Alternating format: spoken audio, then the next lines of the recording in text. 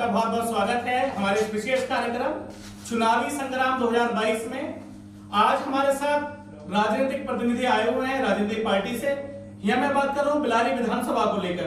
तो अगर हम बात करें तो आज हमारे पैनल में, आज हमारी डिबेट में है श्रीमान मुन्ने इदरीसी, पूर्व महासचिव युवजन सभा समाजवादी पार्टी से। सर आपका स्वागत है बहुत बहुत। डॉक्टर चरण सिंह है, जिला सचिव बहुजन समाज पार्टी मुरादाबाद से, आपका बहुत बहुत स्वागत है सर। मेरे साथ हैं अभिषेक राठौर, भारतीय जनता पार्टी युवा मोर्चा से जिला मंत्री हैं। धन्यवाद। मेरे साथ हैं इंजीनियर मोहम्मद अयाज एडवोकेट, कांग्रेस से हैं, ब्लॉक अध्यक्ष बिलारी से। तो आप सभी अतिथियों का बहुत बहुत स्वागत है, आपने समय दिया।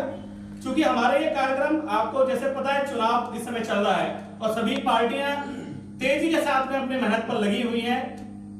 उन्हीं चीजों को लेकर, उन्हीं मुद्दों को लेकर हम आज बातचीत करेंगे। और मैं सबसे पहले अपना प्रश्न स्टार्ट करूंगा, तो मेरा सीधा प्रश्न स्टार्ट होगा समाजवादी पार्टी मुन्ने इदरीसी जी से। सर मेरा सबसे पहला सवाल आपसे है, क्योंकि आपके 3 बार से यहाँ समाजवादी पार्टी के विधायक रहे हैं, तो आप किस तरह से किन मुद्दों को लेकर आप चुनाव में आए हैं, क्या कहेंगे इस बारे में? समाजवादी पार्टी एक ऐसी पार्टी है जो विकास को लेकर, पूरे समाज को लेकर और पिछड़े, ज्यादातर पिछड़े लोगों को आगे बढ़ाते हुए हम 12 में चुनाव जीते, हम 14 में चुनाव, 16 में चुनाव जीते और अब 17 में चुनाव जीते। अब चौथा चुनाव हम जीतने जा रहे हैं जब से ये विधानसभा बिलारी बनी है, जब से समाजवादी का परचम लहरा रहा है। क्यों? क्योंकि हम विकास की बात करते हैं, विकास के काम करते हैं और हमने विकास भी किया है, ये सबके लोगों के सामने है। समाजवादी पार्टी में जब प्रथम विधायक बने हाजी इरफान साहब, उन्होंने इस बिलारी को चारों तरफ से चमन बनाने की कोशिश की, मगर अल्लाह को या ईश्वर को ये मंजूर न था कि 4 साल बाद वो गुजर गए। और उनकी कोशिश ये थी कि बिलारी को मैं मिनी रामपुर बनाऊं और वो सुविधाएं दूं कि जो लोगों को आज तक नहीं मिली बिलारी में। और आप ये विकास देख भी रहे हैं, क्योंकि ये पुल देख लें आप, और एक अभी अग्नि मिशन जो बना है मुरादाबाद रोड पर, जो बिलारी में नहीं था, उन्होंने एक मंडी समिति की भी लिए दिया। वो मंडी समिति के लिए जगह भी दी गई, मगर वो मंडी समिति नहीं बन पाई। और भी बहुत से कार्य जो गेट हमारे बिलारी में बने हैं, ये देख रहे हैं आप, जो बिलारी रोड जाता है, मिल रोड, जिसके डिवाइडर बना हुआ है, ये सब हमारी समाजवादी विकास है और समाजवादी पार्टी के विकास के ऊपर ही हम चुनाव लड़ रहे हैं। और हम ये 3 चुनाव भी जीते, ये चौथा चुनाव भी इंशाल्लाह जीतेंगे, इससे कोई रोकने वाला नहीं है। हमारा मुकाबला किसी से नहीं है, हम समाजवादी पार्टी जिंदाबाद। जी अगले मेरे साथ हैं मोहम्मद अयाज एडवोकेट जी, क्या कहेंगे आप इस बारे में? क्योंकि बिलारी विधानसभा की बात करें तो यहाँ से कांग्रेस का भी विधायक नहीं बना है, तो आप क्या कहेंगे सर इस बारे में? देखिए, अब तक जो कांग्रेस जिस तरीके से जब से 2012 से विधानसभा हमारी बनी है, यानी कि बिलारी जो नई विधानसभा जिस वक्त बनी थी, तो उस वक्त कांग्रेस पार्टी का कोई भी प्रत्याशी इंडिविजुअल तौर पर नहीं लड़ पाया था, क्योंकि गठबंधन की वजह से। हम आज पहली बार, मतलब यानी कि विधानसभा बनने के बाद 2022 में हमारा प्रत्याशी चुनाव मैदान में है। रही बात विकास की, जैसा मेरे बड़े भाई ने कहा कि हम विकास के मुद्दों पे और विकास पे चुनाव लड़ रहे हैं, तो मैं जानना चाहूंगा कि विकास हुआ भी वार्ड नंबर 25 बिलारी का एक ऐसा है जहां सड़कें नहीं है, जहां खुद माननीय प्रतिनिधि विधायक जी का गांव है, उसकी भी सड़क उतनी जर्जर हो चुकी है कि वहां पर बाहर के लोग अगर जाएं तो वो कोसते हैं इस बात को कि कैसा प्रतिनिधि है कि जो अपने भी गांव की सड़क नहीं करवा पा रहे हैं। तो किस विकास के मुद्दे पे आप बात कर रहे हैं? विकास गेट बनवाने से क्या विकास हो गया? क्या एक पुल बनवाने से विकास हो गया बिलारी का? बिलारी को शिक्षा चाहिए, बिलारी को रोजगार चाहिए, बिलारी को स्वास्थ्य चाहिए। कहाँ है शिक्षा, कहाँ है रोजगार, कहाँ है? आप मुझे बताएं। स्वास्थ्य की सेवाएं ठप हैं आपकी। शिक्षा के क्षेत्र में आपने कौन सी कन्याओं के लिए कोई डिग्री कॉलेज बनाया? कोई आपने सरकारी, मतलब मेरी बात हो रही है, सरकारी डिग्री कॉलेज कोई बनाया आपने? क्या कोई काउंसलिंग सेंटर रोजगार के लिए आपने बनाया? क्या कोई शिक्षा के लिए जो लोग प्रतिभाएं हैं जो नहीं निकल के आ पा रही हैं, उनके लिए कोई काउंसलिंग सेंटर बनाइए ताकि वो यहाँ से राय लें और अपनी प्रतिभा को बाहर जाके निखारें। क्या आपने कोई रोजगार के यहाँ पर साधन उपलब्ध कराए? आपने सूद डिपो का वादा करा, वो नहीं है यहाँ पर। आपने बुनकरों की बात करी, तो क्या सिर्फ लॉलीपॉप दिया जा रहा है, सिर्फ वादों के नाम पे बिलारी को ठगा जा रहा है और विकास के नाम पे सिर्फ झूठे वादे हैं? तो कहां है विकास? मुझे इसका जवाब दें। जी, नेक्स्ट मेरे साथ है अभिषेक राठौर जी। अभिषेक राठौर जी, अगर भाजपा की भी बात करें तो भारतीय जनता पार्टी का भी कोई भी विधायक अभी तक नहीं है बिलारी विधानसभा में बना है, तो आप कैसे देखते हैं, किस तरह से देखते हैं? जैसे कि अभी समाजवादी पार्टी के नेता ने कहा, तो कैसे देखते हैं आप? देखिए, आज तक विधानसभा बनने के बाद में भारतीय जनता पार्टी का विधायक नहीं बना, लेकिन इस बार 2022 में निश्चित तौर पर बिलारी विधानसभा से भारतीय जनता पार्टी का विधायक बनेगा। और जैसा कि हमारे समाजवादी के साथी ने अभी बोला कि इरफान साहब की एक योजना थी कि हम इसे मिनी रामपुर बनाना चाहते थे। कैसा मिनी रामपुर बनाना चाहते थे? भ्रष्टाचार का मिनी रामपुर, लूट खसोट का मिनी रामपुर, घोटालों का मिनी रामपुर। ये क्या, कौन से मिनी रामपुर की बात करते थे? विकास की बात अभी हमारे साथी कर रहे थे। हमारी इस विधानसभा में एक देहात पड़ता है छाबड़ा, उन सड़कों पर आप जाइए, सड़कें इतनी बदहाल हैं कि आप 10 किलोमीटर का सफर 1 घंटे में तय करेंगे। मैं कल स्वयं का गवाह हूं। कल मैं माननीय विधायक जी के गांव में गया, उनके खुद के गांव की सड़क इतनी जर्जर है, टूटी फूटी है कि एक गाड़ी सिंगल उस पर चल सकती है, अगर सामने से दूसरी गाड़ी आ जाए तो निकलने के लिए जगह नहीं। ये लोगों का विकास है। और समाजवादी पार्टी ने सिर्फ और सिर्फ भ्रष्टाचार, गुंडागर्दी, अराजकता का माहौल इस प्रदेश को दिया था। प्रदेश की जनता बहुत अच्छे से समझ चुकी है कि इस प्रदेश को अगर कोई आगे ले जाने का काम कर रहा है या कोई आगे ले जा सकता है तो वो सिर्फ और सिर्फ भारतीय जनता पार्टी है। आदित्यनाथ योगी जी इस प्रदेश को बहुत अच्छे से आगे बढ़ा रहे हैं। मैं आपको बताऊं, 2012 से 2017 के बीच जब यहाँ समाजवादी पार्टी की सरकार थी, हमारा इस बिलारी विधानसभा की मैं बात करूंगा, हमारे इस विधानसभा का किसान पशु चोरी से इतना त्रस्त था कि हर रोज पशु चोरी होती थी। कमरे के अंदर पशुओं को बांधा जाता था, उसके बाहर बेचारा किसान रहता था, किसान सोता था रात में, ठंड में भी किसान कमरे के बाहर सोता था, पशु अंदर बांधा जाता था। उसके बाद में भी भ्रष्टाचारी, डकैत, चोर तमंचे रखकर उन किसानों के सीने पर जबरदस्ती उन्हीं से उनकी भैंसों को अपनी गाड़ियों में चढ़वाते थे और ले जाकर पशु कटान कराते थे। उसके बाद में अगर वो किसान थाने में जाता था तो वहां वो पुलिस के द्वारा पीटा जाता था और उस पर उल्टा मुकदमा लिखा जाता था। ये लोगों का विकास है। मेरे साथ है बहुजन समाज पार्टी से डॉक्टर चरण सिंह जी। क्या कहेंगे कि बहुजन समाज पार्टी से अभी तक कोई इस विधानसभा में विधायक नहीं बन पाया, तो जिस तरह से समाजवादी पार्टी के नेता ने बताया, कैसे कहेंगे, क्या कहेंगे इस बारे में? बहुजन समाज पार्टी के हमारे जो पूर्व में चुनाव लड़े थे वो एकदम धोखे गए प्रत्याशी थे, इसलिए हम चुनाव यहाँ नहीं जीत पाए। जिस प्रत्याशी का आज हमारे यहाँ पर टिकट हुआ है, अगर वही प्रत्याशी हमारा रहता तो 100% हमारा यहाँ पर बहुजन समाज पार्टी का विधायक होता और आज भी हमारा विधायक बहुत वोटों से जीत करके आएगा। और बिलारी विधानसभा में विकास की बात बताऊं तो सारी पार्टियां अपना मैनिफेस्टो बनाती हैं, लेकिन कोई भी मैनिफेस्टो जो है किसी भी कार्य में काम नहीं आता है और कोई विकास का कार्य नहीं करते हैं। जिस तरह से ये झूठ बोलते हैं, झूठ बोल करके लिख करके देते हैं कि हम ये बनाएंगे, हम ये करेंगे, ये विकास करेंगे, आज तक किसी ने नहीं करा है। एक बहन कुमारी मायावती जी ऐसी हैं जो अपना मैनिफेस्टो जो है तैयार नहीं करती हैं और विकास में विश्वास करती हैं। जितना काम बहन कुमारी मायावती जी ने किया है आज तक किसी ने नहीं किया है। जितने जिले बहन जी ने बनाए हैं आज तक किसी ने नहीं बनाए हैं। सारी पार्टियों ने विकास की जगह पर उनके नाम बदल करके और अपना भावचार बढ़ाते हैं कि हमने विकास किया, क्या नाम बदलना ही विकास है?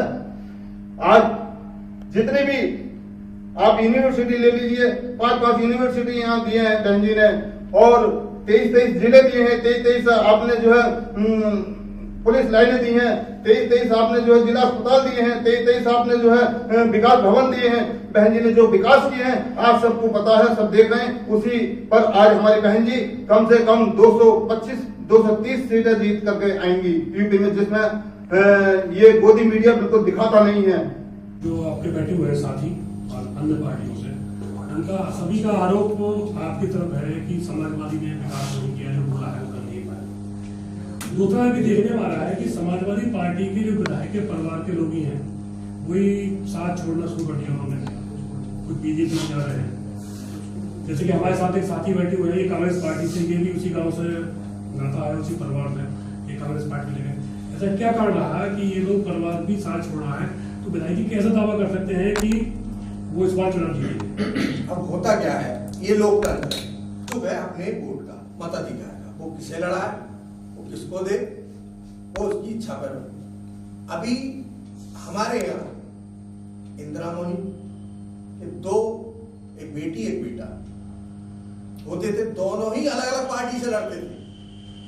वो कांग्रेस से लड़ी रीना कुमारी और बेबी राजा जी बीजेपी से, लोकतंत्र कांग्रेस से। तो ये तो कोई नई बात नहीं है, ये तो अपना अपना मत है, वो किसे देना चाह रहा है। रही बात विकास की, विकास की बात ये है 2017 अब ये 22 चल रही है, यानी कि 5 साल बीजेपी ने राज किया है। ये विकास की बात बीजेपी बताए कि हमने कहा विकास हुआ, 5 साल हमारे तो बीत गए, अब 5 साल इनके रहे ना, तो ये तो बीजेपी को बताना है कि हमने वो सड़कें क्यों नहीं डलवाई। रही विधायक जी की बात, जो निधि थी विधायक निधियों की, वो कोरोना काल में खत्म कर दी गई। तो जब 2012 में विधायक जी बने तो वो सड़क आपने देखी, 2017 तक बहुत फर्स्ट क्लास सड़क थी, दोनों तरफ से उन्होंने निकलवा दिया अपने गांव से। जी जी। अब जब सरकारी नहीं रही और जो निधि थी विधायक जी की, वो सब कोरोना काल में लगा दी गई। आप सभी लोग परिचित है इस बात से, पूरा देश जानता है कि कोरोना काल हमारे पिछले 2 वर्षों 3 वर्ष ये चल रहा है, बच्चों का भविष्य अंधकार में चला गया इस कोरोना काल के चक्कर में।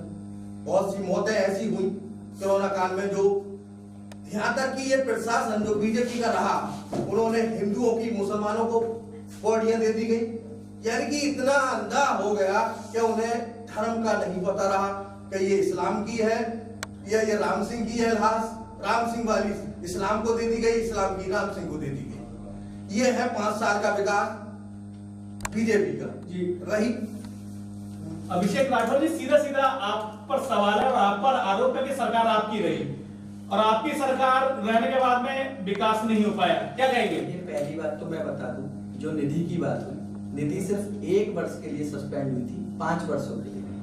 5 वर्षों में विधायक जी बताएं कि उन्होंने क्षेत्र की जनता के लिए इन 5 वर्षों में क्या किया। निधि सिर्फ 1 वर्ष के लिए सस्पेंड थी, 4 वर्षों की निधि आई है। वो निधि आई है तो वो कहाँ लगी है, कहीं तो दिखाएं। दूसरी बात, मैं एक चीज और करेक्ट करना चाहता हूं, जैसे अभी हमारे साथी ने दावा किया कि हम इस बार भी बिलारी विधानसभा जीतेंगे। बिलारी विधानसभा के जो विधायक हैं वो इस बार अपने गांव से और अपने बूथ से भी चुनाव हारने वाले हैं, ठीक है। तो जब जो इंसान अपने बूथ पर चुनाव हार रहा है, वो विधानसभा जीतने के सपने कैसे देख सकते हैं, ठीक। दूसरी बात, विकास की, उत्तर प्रदेश की जनता समाजवादी पार्टी को जवाब देने वाली है कि विकास किसने किया है। जो राशन समाजवादी की सरकार में 3 महीने में 1 बार बंटता था और 5 किलो में 4 किलो मिलता था, वो वर्तमान सरकार में 1 महीने में 2 बार बंट रहा है और पूरा मिल रहा है। गांव गरीब किसान उस राशन वितरण से बहुत ज्यादा खुश है, और इतना खुश है कि आप जाके खुद जाके, क्योंकि आप न्यूज से हैं, आप ग्राउंड पे काम करते हैं, जाके सर्वे कर लीजिए, लोग आपको स्वयं बता देंगे। जिस गरीब के राशन पर समाजवादी सरकार में डाका डाला जाता था, वो राशन आज घर घर प्रत्येक व्यक्ति को मिल रहा है, और उसके आधार पर जो गरीब व्यक्ति कोरोना काल में काम धंधे से वंचित रहा, उसे भी ससम्मान भोजन की व्यवस्था सरकार ने की। ये हमारी सरकार ने काम किया। अभी आपने आरोप लगाया वो हिंदू और मुसलमान वाला, वो सिर्फ एक केस था, हजारों केस नहीं थे। मानवीय भूल किसी से भी हो सकती है, मुझसे भी हो सकती है, आपसे भी हो सकती है, ठीक। दूसरी चीज, कोरोना काल में बताएं समाजवादी पार्टी के लोग कहां थे। हम लोग, मैं खुद बैठा हूं, आपने भी कवरेज किया है, कितनी बार मुझे खुद कवरेज आपने किया। हम लोग सड़कों पे थे, प्रतिदिन 2000 के आसपास पैकेट सुबह में और 2000 के पैकेट आसपास शाम को इस नगर बिलारी के अंदर हम वितरण करते थे। घर घर चिन्हित करके टोली बना रखी थी, प्रत्येक परिवार में घर घर पैकेट बांट के आते थे। आप बताएं समाजवादी के कार्यकर्ता कहां थे, वो उस समय सड़कों पर क्यों नहीं आए। कोरोना का प्रबंधन अगर भारतीय जनता पार्टी की सरकार इस प्रदेश में नहीं होती, योगी आदित्यनाथ जी अगर मुख्यमंत्री नहीं होते, तो कोरोना के समय में इस प्रदेश में हाहाकार मच गया होता और भ्रष्टाचार के सारे पैमाने टूट गए होते। जी, बसपा के नेता कुछ कहना चाह रहे हैं इस बारे में, जी बताइए। जैसा कि बताया गया कि बीजेपी सरकार महीने में 2-2 बार राशन बांट रही है। हमें अगर रोजगार मिला होता, हमें रोजगार दिया होता, पब्लिक को रोजगार दिया होता, रोजगार से वंचित नहीं किया गया होता, तो क्या वो राशन अपने आप नहीं खरीदते? उन्हें रोजगार चाहिए, आज हमें रोजगार चाहिए, शिक्षा चाहिए, और हमें जो है नौकरियों से वंचित किया जा रहा है। लोगों को तमाम नौकरियों से जो हटा दिया गया, लोगों को करा गया है। और रही दूसरी बात, जैसे अभी हमारे भाई ने कहा था कि जो है गाय बैल भैंस को जो है मतलब चोरी की जाती थी, उस समय किसान उस समय भी त्रस्त था, समाजवादी की पार्टी में भी त्रस्त था और आज भी त्रस्त है। उस समय करते थे कि आ गया और अब कहते हैं आ गया और उस समय कहते थे ले गया। तो भाई किसान आज भी परेशान है। क्या कहना चाहेंगे आप इस बारे में? देखिए, मैं तथ्यों के आधार पर बात करता हूँ। अगर पिछले 5 वर्षों के अंदर सबसे ज्यादा रोजगार किसी सरकार ने दिया है तो उत्तर प्रदेश की सरकार ने लगभग 4.5 लाख सरकारी नौकरियां दी हैं। ये आप किसी भी RTI के माध्यम से पता कर सकते हैं, जो ऑन रिकॉर्ड है। लगभग 1 लाख से ज्यादा भर्तियां तो अकेले पुलिस विभाग में हुई हैं। ठीक। दूसरा, अभी कहा कि पहले कहते थे ले गया, आप कहते हैं आ गया। मैं भी एक किसान परिवार से हूँ, मेरे पिताजी किसान हैं, मेरा मुख्य पेशा कृषि है। जब हमारी गाय दूध देती है तो हम उसे घर में बांध के रखते हैं, आराम से उसका दूध पीते हैं। और जब गाय दूध देना बंद कर देती है तो उसके बछड़े को और उस गाय को सड़क पर छोड़ देते हैं। ये किस आधार पर नैतिकता है? किस आधार पर आप जब गाय दूध दे रही है तो उसे आप घर में बांध के रख रहे हो, उसे आप पाल रहे हो, तब वो गौ माता है, और जब उसने दूध देना बंद कर दिया तो वो गौ माता नहीं रही, तब वो उसे छोड़ दिया गया सड़क पे। क्या मुख्यमंत्री जी, क्या प्रधानमंत्री जी, क्या भारतीय जनता पार्टी के कार्यकर्ता ये इन पशुओं को सड़कों पर छोड़ के गए हैं? ये हमारी खुद की कमी है। अगर दूध देती है तो हम घर में बांध के रखेंगे, दूध नहीं देगी तो हम आवारा पशु के तौर पर छोड़ देंगे। लेकिन उसकी व्यवस्था भी सरकार ने की है। हर तहसील स्तर पर गौशाला बनाई गई हैं, उन गौशालाओं के लिए बजट भी आ रहा है, उन गौशालाओं में पशु रखे भी जा रहे हैं। और इस योजना को बढ़ाते हुए अब मुख्यमंत्री जी इसको एक ग्राम पंचायत स्तर पर लागू करने वाले हैं। जल्दी किसानों की समस्या का समाधान भी सरकार बनने के बाद में होगा और ग्राम पंचायत स्तर पर एक गौशाला का निर्माण किया जाएगा।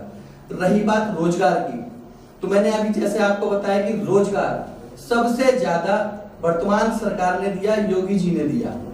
लगभग 4.5 लाख नौकरियां वो दे चुके हैं और अभी भी प्रक्रियारत हैं। बहुत सारी वैकेंसी अभी फिर से आने वाली है, चूंकि अब चुनाव आयोग की तरफ से धारा 144 लागू कर दी गई है, इसलिए उन प्रक्रिया को रोक दिया गया है।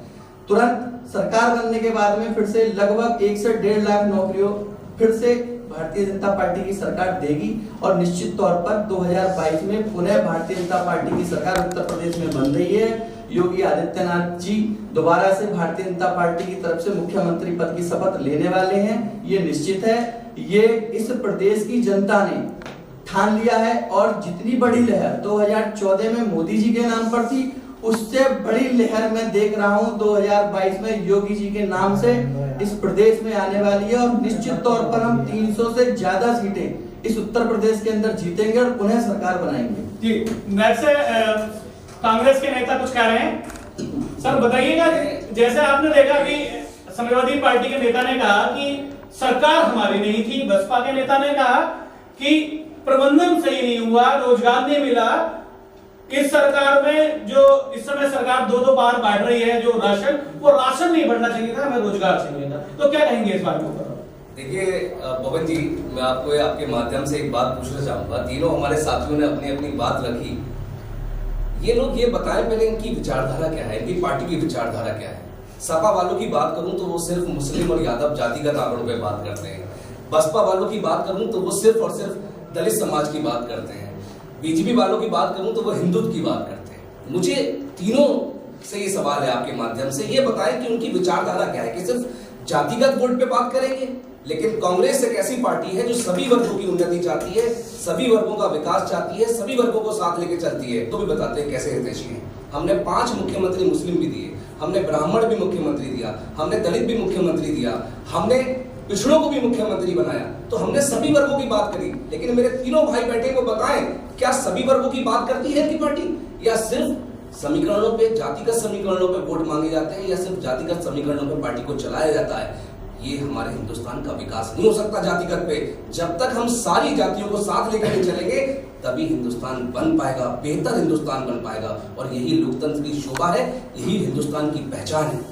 क्या कहेंगे आप? सबसे पहले बहुजन समाज पार्टी एक सर्व समाज की पार्टी है, सर्व समाज को साथ लेकर के चलती है, सर्व समाज के लिए जो काम करती है और सर्व समाज को प्रतिनिधित्व देती है। और कोई ऐसी पार्टी नहीं है जो सर्व समाज के हित की बात करती हो। और कोई बता दे, अभी कांग्रेस के नेता ने कहा कि मात्र दलितों को लेकर चलती है, तो और भी नहीं आते इसमें क्या? सर्व समाज को लेकर चलती है। दलित क्यों होते हैं? दलित हमारे पिछड़े के लिए, आगड़े के लिए और सबके लिए साथ लेकर के चलती है। आज भी हमारी पार्टी ब्राह्मण समाज को और वैश्य समाज को और दलित समाज को और सभी समाजों को, मुस्लिम समाज को सबसे ज्यादा टिकट दिए हैं और देती है, और सबसे ज्यादा मंत्री वगैरह हमारी पार्टी बनाती है, सबको साथ लेकर के चलती है। सर, आपके आरोप लगा हिंदुत्व को लेकर, क्या कहेंगे? जवाब देना चाहता जी जी, तथ्यों के आधार पर जवाब दूंगा। इस देश के प्रथम राष्ट्रपति जो मुस्लिम बने, उसको किसने बनाया? भारतीय जनता पार्टी ने बनाया, आदरणीय अब्दुल कलाम जी। इस देश में पहली बार एक अनुसूचित जाति वर्ग के व्यक्ति को अगर राष्ट्रपति बनाने का काम किया तो भारतीय जनता पार्टी ने किया।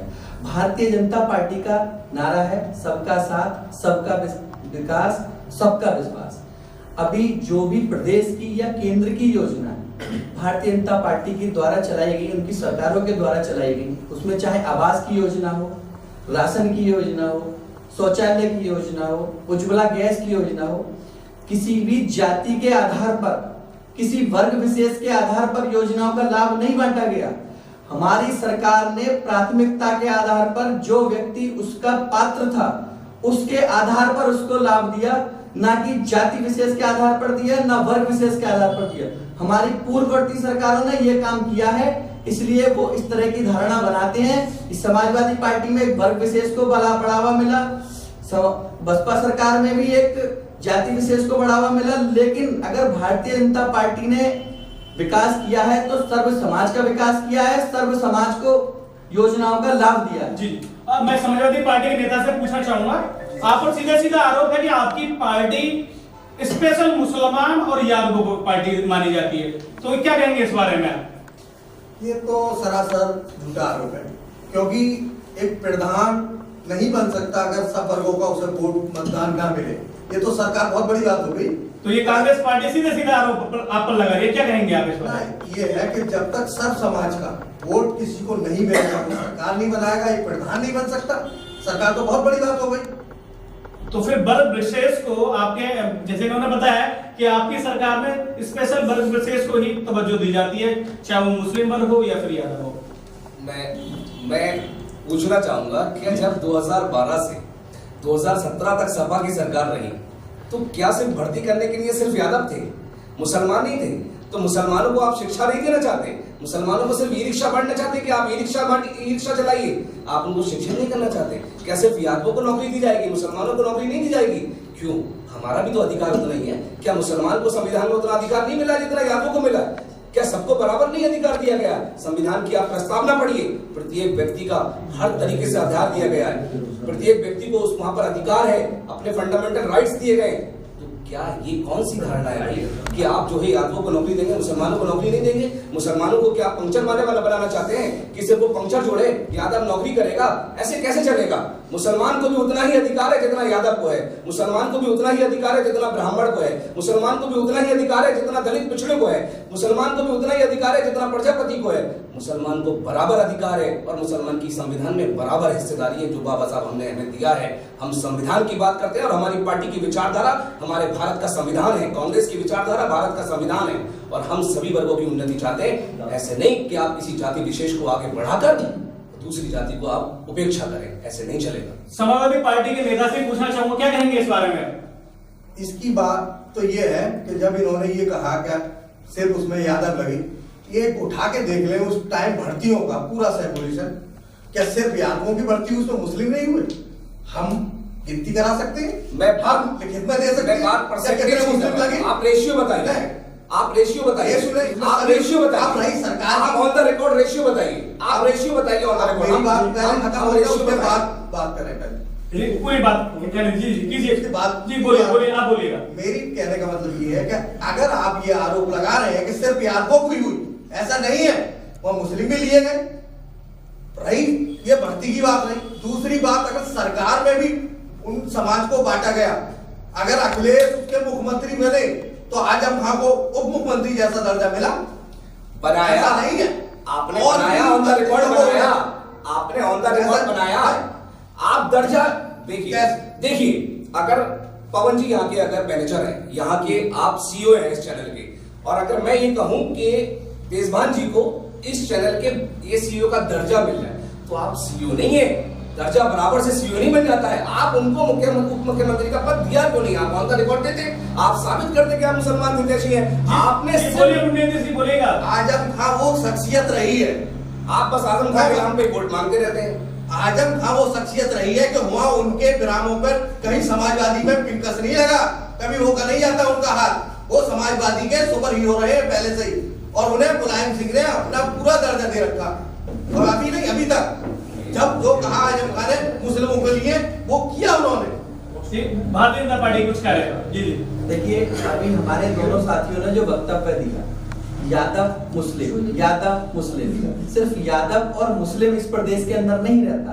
इस प्रदेश के अंदर सभी वर्ग, सभी समाज के लोग रहते हैं। मैंने आपसे पहले भी कहा था कि सभी वर्ग, सभी समाज के लोगों का अगर विकास करने का काम किसी ने किया है तो भारतीय जनता पार्टी ने किया है। आप लोग अभी हमारे दोनों साथियों के वक्तव्य से समझ गए होंगे कि एक सिर्फ यादव पर बोलते हैं, एक सिर्फ मुस्लिम पर बोलते हैं। यादव और मुस्लिम, क्या इन्हीं पार्टियों की सरकार थी? सिर्फ दो समाज के लोगों ने वोट दिया। इस प्रदेश के अंदर दो ही समाज के लोग रहते हैं, यादव मुस्लिम, यादव मुस्लिम, बाकी समाज नहीं है। बाकी समाज नहीं है क्या? इस देश में, इस प्रदेश में सिर्फ दो ही लोग रहते हैं।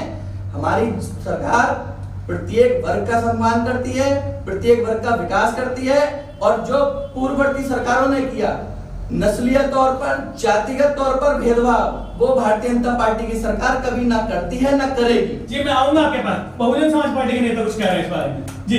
जैसा कि अभी बताया कि हमारी सरकार सबको साथ लेकर के चलती है, इसको साथ लेकर चलती है, ये सब झूठ है। हमारी जब सरकार आती है तो सभी समाज के वर्गों को और सभी वर्गों के लिए साथ लेकर के चलती है, विकास भी करती है, तो सभी वर्गों को लेकर के करती है। बहन जी ने अगर अंबेडकर योजना चलाई तो सभी गांव में चलाई जहां पर सभी लोग रहते हैं, सभी समाज के लोग रहते हैं, और उनका विकास किया। ये सब झूठ बोलते हैं, झूठी पार्टियां हैं, ये झूठ का सहारा लेकर के चलती हैं। जिनका सरदार झूठा हो, उनके मुखिया झूठे हो, वो पार्टियां क्या कर सकती हैं? सीधा आरोप आप पर, सीधा आरोप। देखिए, मैं व्यक्तिगत तौर पर बहन जी का बहुत सम्मान करता हूँ जी जी, लेकिन सिर्फ और सिर्फ बसपा की सरकार में हाथी लगाने का काम हुआ, मूर्तियां लगाने का काम हुआ, इसके अलावा कोई विकास ना हुआ था ना हुआ है। आप वर्तमान की सरकार में 4.5 लाख जो नौकरियां प्रदेश सरकार ने दी हैं, उसकी लिस्ट उठा के देख लीजिए। उसमें आपको हर वर्ग, हर जाति, हर समुदाय का लोग उसमें मिलेंगे आपको जो नौकरी पाए हैं इस प्रदेश की सरकार से। आपकी सरकार में हाथी पत्थर ज्यादा लगे, क्या कहेंगे? देखिए, बहन जी ने जब अनुमानवादी लोगों ने हमारा इतिहास छुपा करके रखा, बहन जी ने उस इतिहास को बाहर निकाल करके लाई। उन्होंने हाथी नहीं, विकास किया था। लखनऊ में आज चारों तरफ जो विकास है, जो पार्क बनाए हैं, क्या ये सभी पार्टियां उसको इस्तेमाल नहीं करती हैं, या उससे पार्टी का विकास नहीं हुआ है? सरकार जो भी आती है और ऐसी चली जाती है। बीजेपी सरकार ने जो स्टेचू लगाया था, जो 3,000 करोड़ रुपए का सरदार पटेल जी का है, वो क्या उसमें पैसा नहीं लगा? बहन जी ने तो इतना पैसा नहीं लगाया, उससे तो कुछ लाभ नहीं हो रहा। और जो बहन जी ने पार्क वहां बनाई थी, उससे लखनऊ में जो भीड़ रहती थी, रैलियों में भीड़ रहती थी, ये आज सभी पार्टियां उन्हीं पार्कों में रैलियां करती हैं। ऐसा जो बहन जी ने विकास किया था, स्टेचू में ज्यादा पैसा लगा। देखिए, भारतीय जनता पार्टी की सरकार अगर कोई भी काम करती है तो देश का मान सम्मान बढ़ाने के लिए करती है। भारतीय जनता पार्टी की सरकार ने अगर सरदार पटेल जी की प्रतिमा लगाई तो वो प्रतिमा Guinness world of record book में दर्ज की गई। वो प्रतिमा इस विश्व की सबसे ऊंची प्रतिमा है। ये हमारे लिए, हमारे देश के लिए गौरव का विषय है। भैया ने जैसा अभी कहा कि पार्कों को सभी पार्टी इस्तेमाल नहीं करती हैं, अभी थोड़ी देर पहले भी इन्होंने कहा था कि सब राशन दिया, रोजगार नहीं दिया। आपने पार्क बना के रोजगार दिया, रोड किसी का पेट ना भरे। अगर सरकार, हमारी सरकार राशन महीने में 2 बार दे रही है, पेट भरने के लिए अच्छा काम कर रही है, वो गलत है। किसी का पेट ना भरे, मूर्तियां लग जाएं, उन मूर्तियों में जाके खाली लोग बैठेंगे, भूखे पेट मर जाए, वो अच्छा है। अच्छा, दूसरों से एक नया टॉपिक लेते हैं। जी जी देखिए बताइए। भैया, पहले तो मैं अपने मान्यवर भैया अभिषेक जी से एक बात दुरुस्त करना चाहूंगा। भैया ने कहा कि ये सिर्फ मुस्लिम यादव की बात करते हैं। इन्होंने शायद मेरी बात को ध्यान से नहीं सुना। मैंने कहा था कि हमने सभी वर्गों को लेकर साथ चलने की बात करी है। हमने कहा हमारी पार्टी का ये संविधान में है कि सभी वर्गों की उन्नति। मैंने ब्राह्मणों की भी बात करी, मैंने यादवों की भी बात करी, मैंने मुस्लिम की भी बात करी, मैंने दलितों की भी बात करी, मैंने पिछड़ों की भी बात करी। शायद भैया को हो सकता है समझने में या सुनने में नहीं सुन पाए वो ढंग से। हमने, अब आती है बात बहुजन समाज पार्टी की, आती है समाजवादी पार्टी की, आती है भाजपा की। सब कह रहे हैं सबका साथ सबका विकास।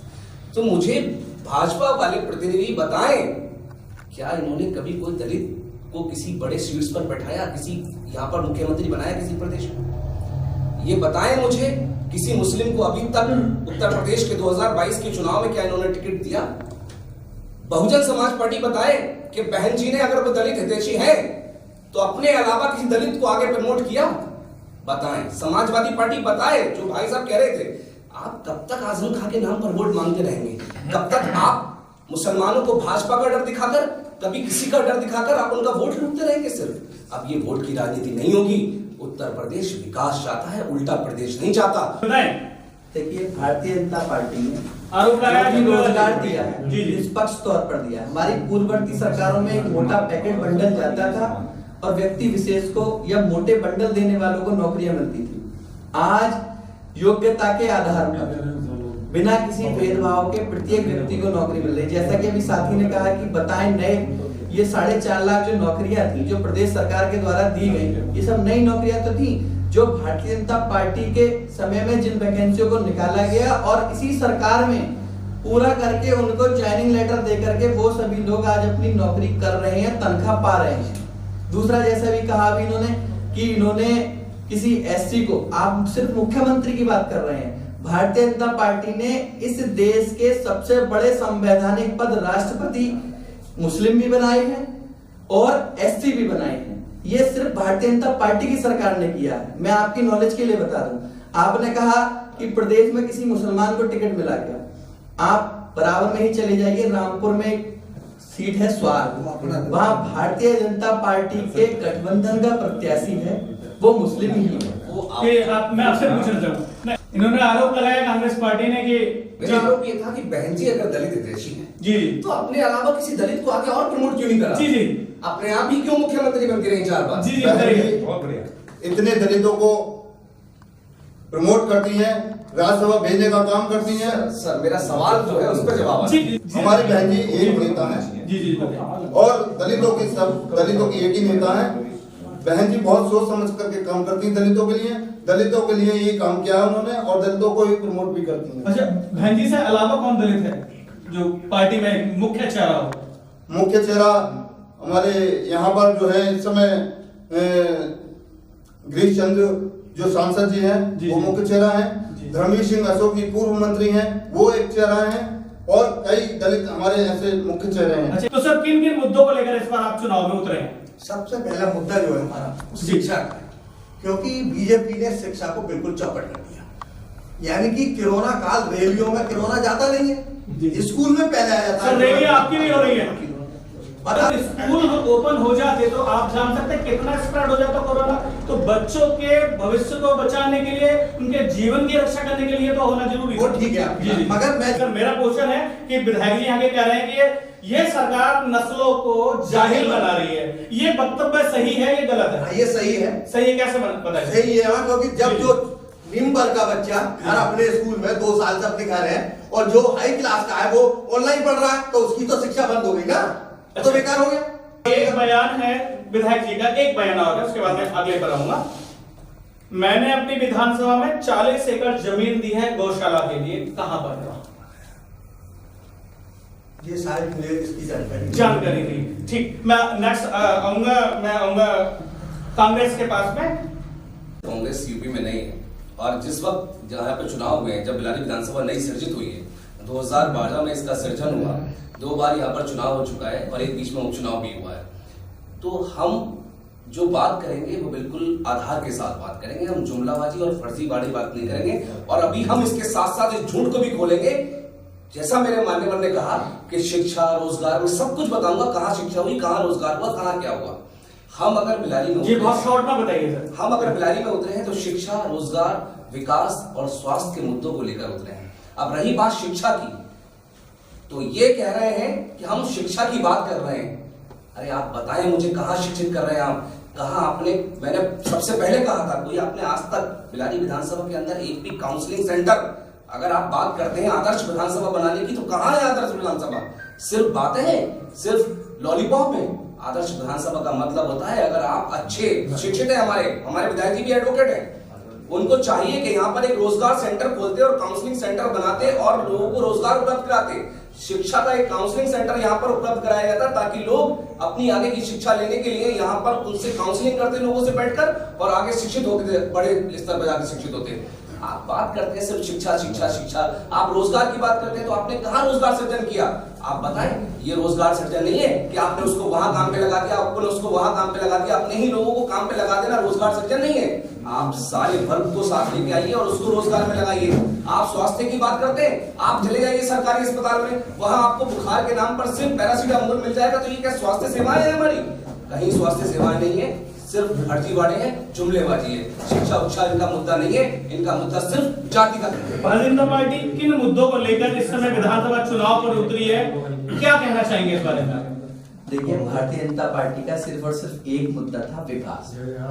जो भी ऐसा समाज जिसे आज तक मूलभूत सुविधाओं से पूर्ववर्ती सरकारों के द्वारा दूर रखा गया, उस समाज को मूलभूत सुविधाओं को उपलब्ध कराना, अंतिम समाज की अंतिम पंक्ति में खड़े अंतिम व्यक्ति को योजनाओं का लाभ दिलाना। आपकी सरकार में एक चीज बताओ, आपकी सरकार में सीधा साधा आरोप कर लोग कहते हैं कि आपकी सरकार में गुंडागर्दी जो की तो है जैसे समाजवादी पार्टी में थी। बिल्कुल गलत। आप खुद बताइए, गुंडे तख्तियां लटका करके थानों में जा रहे हैं, अपनी जमानत टूटवा के खुद जेल जाने के लिए तैयार हैं। बाबा का बुलडोजर बिल्कुल रेडी है, गुंडागर्दी एकदम खत्म हो गई। आप बिलारी के उदाहरण ले लीजिए, 2012 से 17 के अंदर कितनी सारी गुंडागर्दी बिलारी में होती थी, कितने मर्डर, हर 2-4 महीने में एक मर्डर होता था। आप मुझे महिलाओं को सम्मान, 12-22 महिलाओं को सम्मान नहीं, महिलाओं को सम्मान सबसे ज्यादा अगर किसी ने दिया है तो भारतीय जनता पार्टी ने दिया है। आज कोई भी लड़की, जो लड़की जिसके परिवार से पहले 12 से लेकर 17 के बीच में घर से एक परिवार का बंदा स्कूल छोड़ने जाता था, लोगों को ये भरोसा नहीं था कि मेरी लड़की अगर घर से स्कूल तक जा रही है तो वो सुरक्षित पहुंच पाएगी या नहीं पहुंच पाएगी। आज लड़की रात को 12 बजे, 1 बजे, 2 बजे, 4 बजे किसी भी समय आ सकती है, किसी भी समय जा सकती है। आत्मनिर्भर बनाने का काम भारतीय जनता पार्टी महिलाओं को कर रही है। 50% आबादी को पूरा सम्मान अगर किसी ने दिया है तो भारतीय जनता पार्टी ने दिया है। भयमुक्त समाज अगर किसी ने दिया है तो योगी आदित्यनाथ जी ने दिया है।